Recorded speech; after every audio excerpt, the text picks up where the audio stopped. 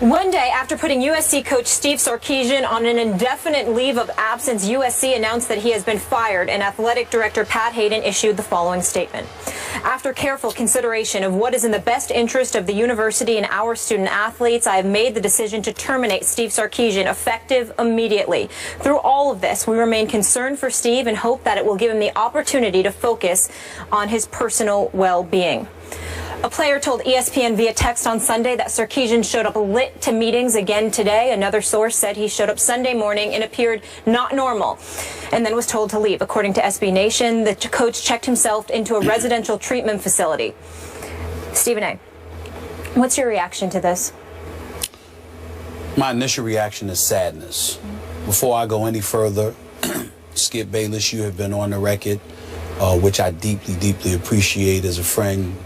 You highlighting your family's issues and history with alcohol. Appreciate that. Do I have members of my family who've had issues with alcohol? Sure, but not to the level that you detailed about your family. So I am far from an expert on this particular situation. Drugs is the other side of it. I can speak on that. But alcohol is obviously a different drug that I'm not that familiar with. It is different. It is different, okay? Having said all of that, my heart goes out to the Sarkisian family and him himself. I hope that he gets the help that he needs. You don't wish this on anybody, and I'm certainly not going to sit up here and vilify and excoriate this man who clearly needs help. He doesn't need to be vilified. He doesn't need to be insulted. He doesn't need to be criticized because he has a problem. This is not an act of immaturity or anything like that. He clearly has an addiction. So with that being said, despite the fact that I sit here incredibly empathetic to his plight, his situation, and that of his family, USC made absolutely the right decision. He needed to go. As far as I'm concerned, it should have happened the moment they learned of these transgressions, the missed practice, showing up to a game drunk, all of those different things. It should have been immediately handled. The reason why I believe that wholeheartedly is because these are kids that we're talking about here. You cannot be a leader of young men if you cannot lead yourself. It's simply impossible. And although that's applicable to people in the world of professional sports, because they're grown men with families to feed, mortgages to pay, children to take care of, etc., you deal with it differently only from this respect. They can handle more than kids at a university, an institution of higher learning, supposedly can handle. You can't take that risk. You can't do that. I was speaking to my man Jeff, which both of you know, my godson Nicholas. Long Beach. That y'all met him. That's right. Okay. Nicholas could potentially be a big-time player, y'all. Like I asked Jeff, he said, Coach Sarkisian couldn't come into my house. You can't come into my house asking me to trust you with my child. So when you hear something like that, that says it all, that speaks to it, it is what it is. But what really has resonated through my mind over the last 24 hours, I'm wondering why Pat Hayden isn't out the door with him. Now, we appreciate the greatness of Pat Hayden at USC. We appreciate the fact that he bloated about USC, its tradition, what it stands for, and what we're supposed to be all about. We understand that he doesn't need this job. He's free to walk away anytime. They're free to let him go anytime. He's on a year-to-year deal, okay? Because he's a successful businessman. He doesn't need USC. And under no circumstances do I want to come across as an individual that in any way is trying to impugn the character and the integrity of Pat Hayden. Because I understand that as a man, meaning himself, what he stands for, by all accounts, he seems to be a very good man. But the dereliction of duty that he exercised in vetting Steve Sarkisian before hiring him is at the very least egregious. Keyshawn Johnson, our very own Keyshawn Johnson's former #1 overall pick in the NFL by the New York Jets, former star at USC, was on my radio show yesterday. And he spoke about how Sarkisian, because guys like him are consulted, and he spoke about how Sarkisian was 6th on the list. 6th. But now out of the blue, Pat Hayden came and hired him anyway. And then we learned that there was, when he was the coach of Washington, one of the 5 seasons, there was an expense report. An expense report. You actually put this on your expense report. He went out before noon, a brunch, with assistant coaches, ordered 4 shots of tequila, 4 shots of an unspecified liquor, and 5 beers. This is according to the Los Angeles Times today. You look at all of these different things, and you knew what happened at the preseason rally where he came, he showed up as inebriated. You clearly looked out for him because he was your friend. You clearly looked out for him because of your relationship.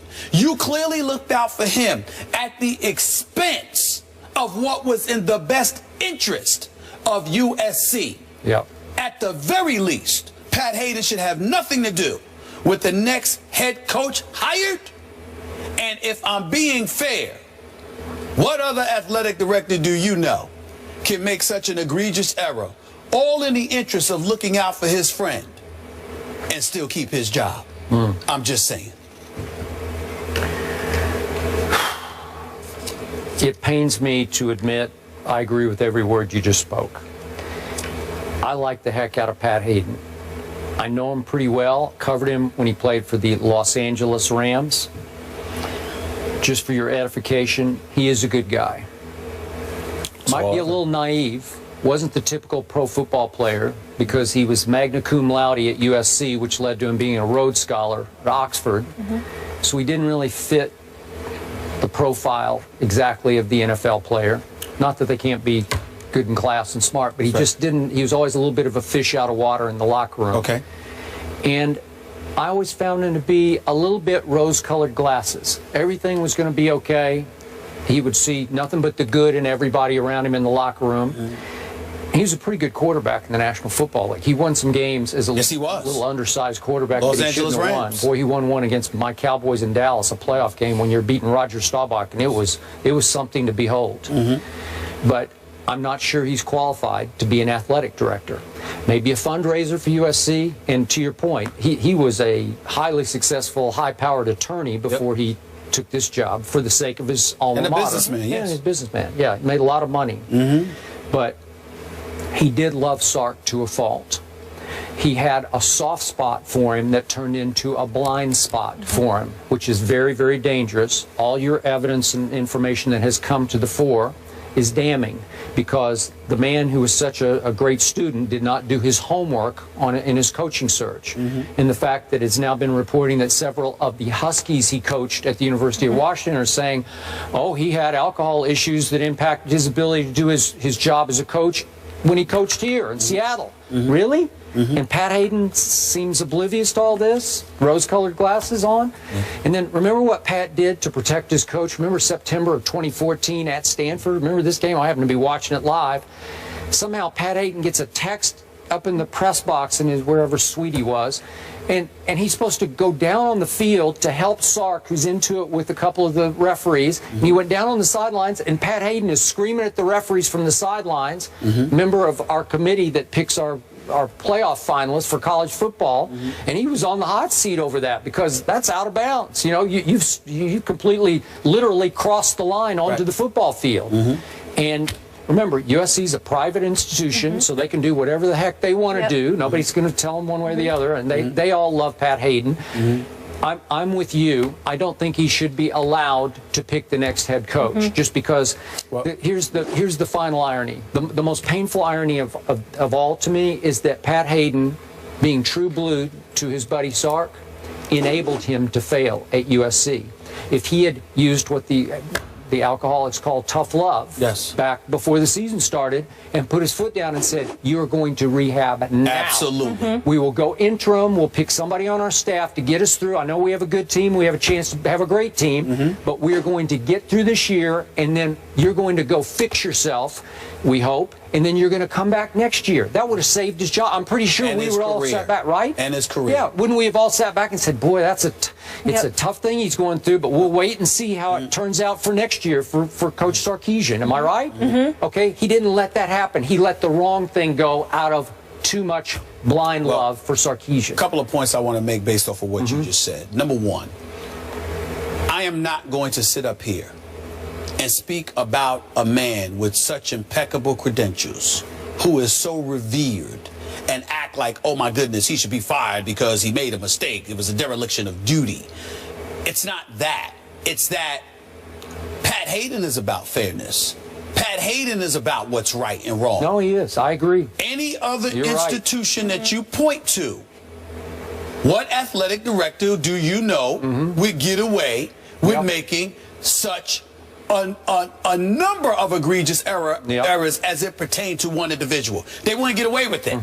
Okay? You clearly shoved fairness and equity aside in an effort to engage in what some of us would view as nepotism. I'm looking out for my homeboy. I'm looking out for this guy. Well. And so the Pete Carroll connection, of course, but Lane Kiffin had a Pete Carroll connection. It did not stop Hayden from firing him on a runway. That's true. On a runway off a plane. So I'm saying that's the other point that I wanted to point out about what you made, because you talked about the rose-colored glasses. And I'm going like this. Well, that's not entirely correct, Skip, because that's not what he had with Kiffin. He was pretty hardcore with Kiffin.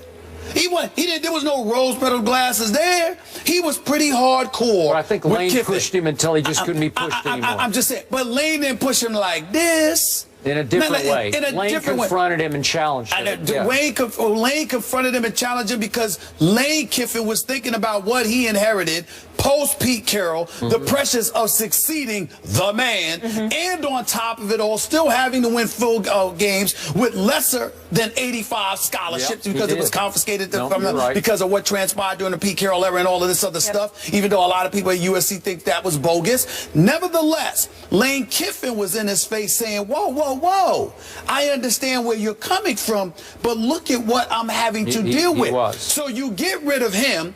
Ed Orgeron goes 7-2 in 9 games. He did. Had a great relationship with the players, had great relationships at USC. Pete Carroll said, Pat Hayden said no. No. Then, like Keyshawn Johnson said, we got numerous candidates to look at. You bypassed all of these dudes to go with who was number 6 on my list and most people's list, because even though he was in Washington 5 years, they called him 7-win Steve / Sark or whatever, because he couldn't get above the 7-win plateau. Although he started from nothing there. I understand that. He started from nothing. It was a mess. He did all of that. All I'm saying is, you do all of that, and Pat Hayden brings you in.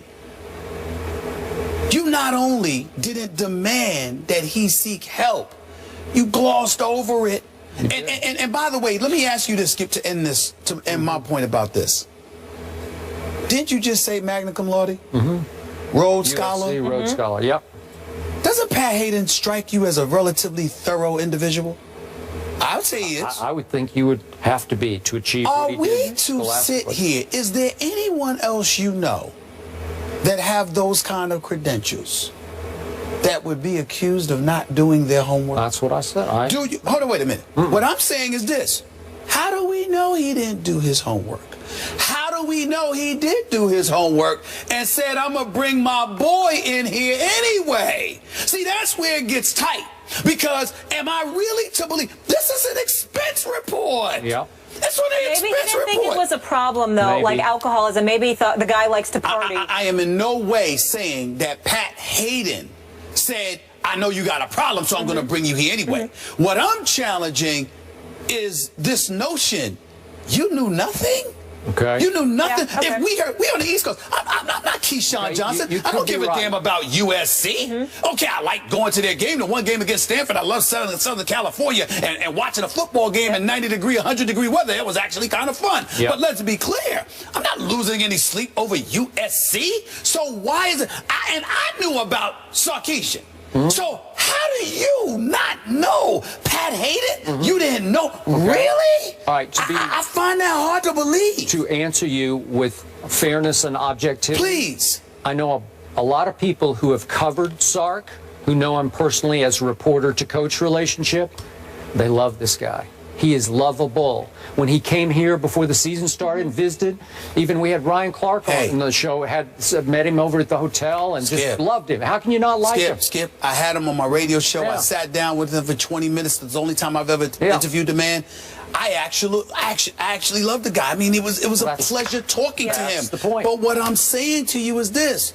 Nobody's challenging whether he's lovable or not. I'm saying, you Pat Hayden, you knew nothing. Well, you knew.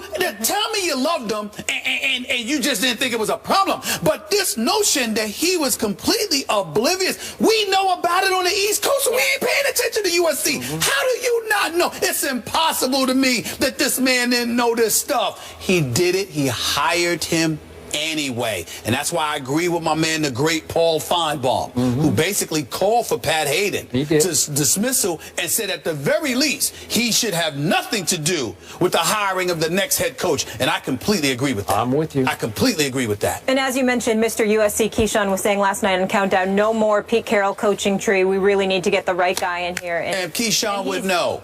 He would know. The Trojan War airs tonight that he executive produced. Good point. That's right. We have another big-time coaching vacancy. Steve Spurrier leaves South Carolina. We'll tell you why the head ball coach retires mid-season. That's after the break.